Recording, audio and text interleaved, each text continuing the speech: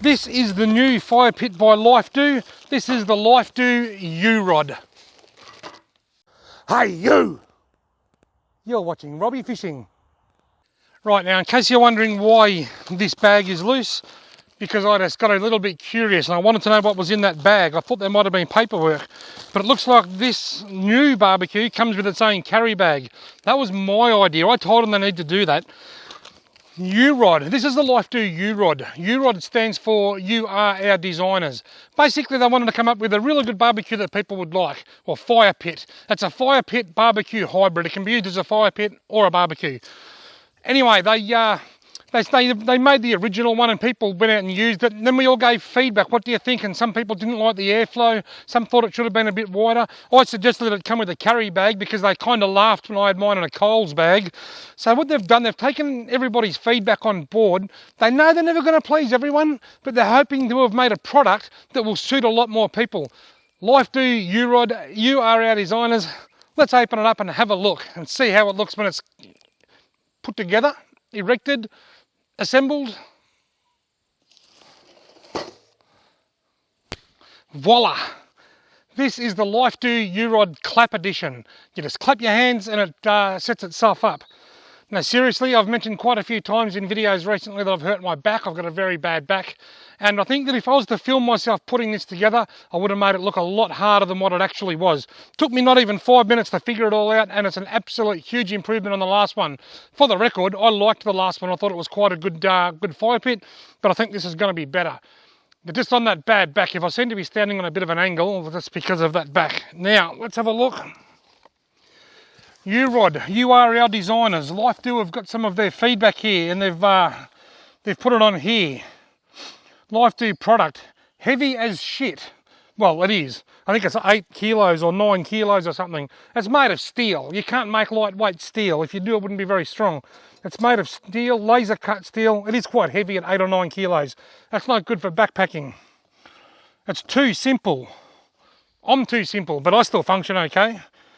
When it heats up, it will buckle, then probably it will be hard to assemble. No, the other one, I've used it 2 or 3 times now and it hasn't buckled in the slightest. It works a treat. I have seen reviews, someone said it buckled a weenie bit, but not enough to cause any concern. But I haven't known my other one to buckle, so I can't see why this would be any different. Ash disposal is the issue. Well, they fixed that by putting a grate in the bottom, and I'll show you closer in a minute what this has got to offer, what the improvements are. Oops. Too much smoke when too much smoke when I fire the logs. That might have been because maybe the airflow wasn't great. That has been hugely improved with this model. I just don't see it being practical. There is no grate.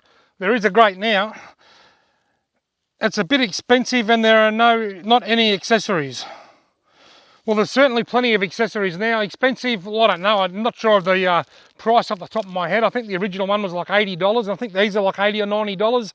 That might be expensive for some and not expensive for others. I don't know. Everyone's got a different view on what's acceptable price-wise. The airflow is not good. I'm going to choke on the smoke. Well, that's been fixed because it's got a lot more airflow now than the old one. Right, it's not a pit. That's the last one. Well, it's not a pit. A pit is a hole in the ground. It's pretty hard to assemble a pit.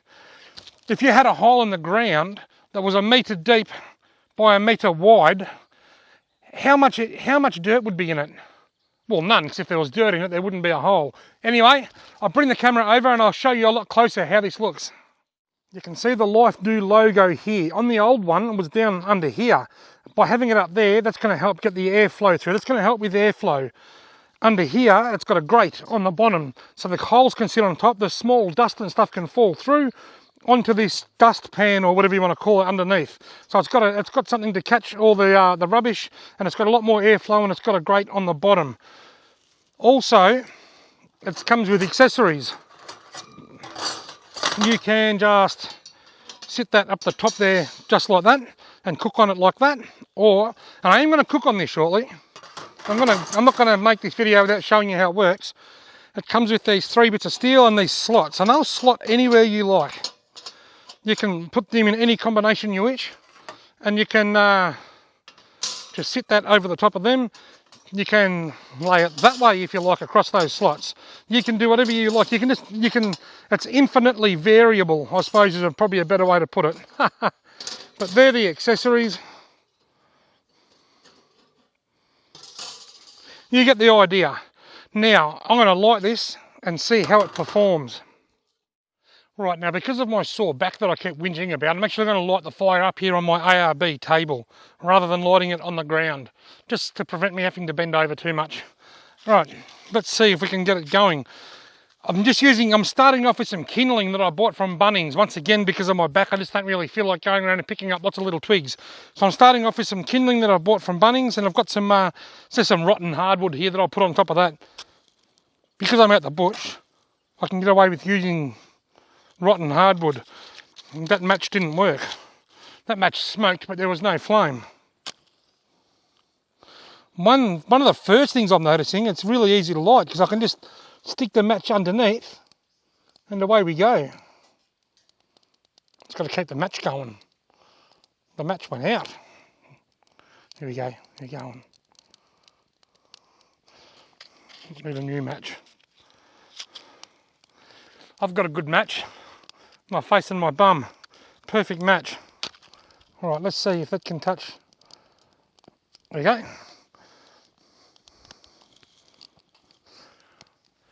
Let's get ready to burn. One of the really cool things about Lifedoo, and one of the things they pride themselves on the most, is the fact that it's a flat pack. You take the sides off, 4 bits. You take them off, they fold down flat, and now that flat pack can go in the Lifedoo bag and just go on the floor of the car. You can put it on the bottom, underneath your swag, underneath your everything else you need to take if you're camping. It just it keeps your car clean or stops your car getting dirty, and it just folds down flat and takes up next to no room in your car. But as stated, being 8 or 9 kilograms, it's not great for hiking trips.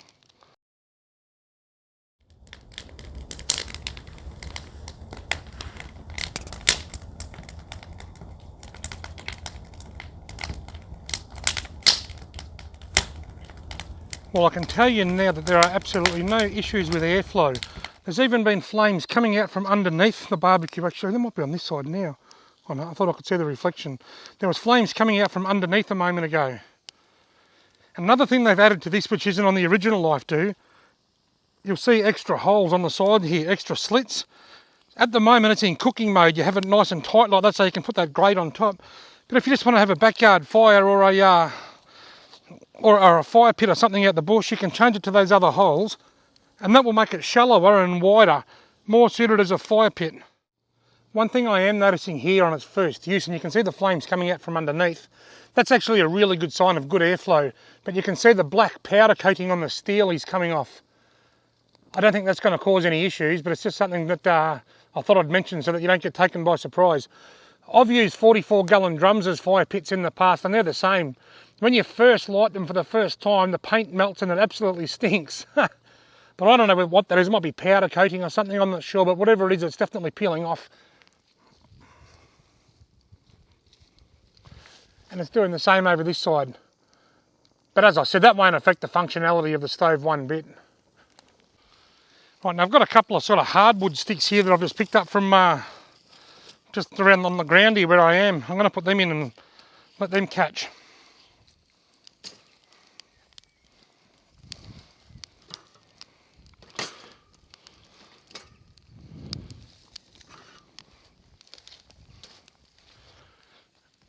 I'm just going to let that sit for a while, and then I'm going to let it burn right down to some hot coals and some smaller flames. Then I'll chuck the grill on, and I've got a few rissoles to put on and see how they cook up. Right, as you can see, the fire's died down quite a bit. I'm going to chuck my rissoles on.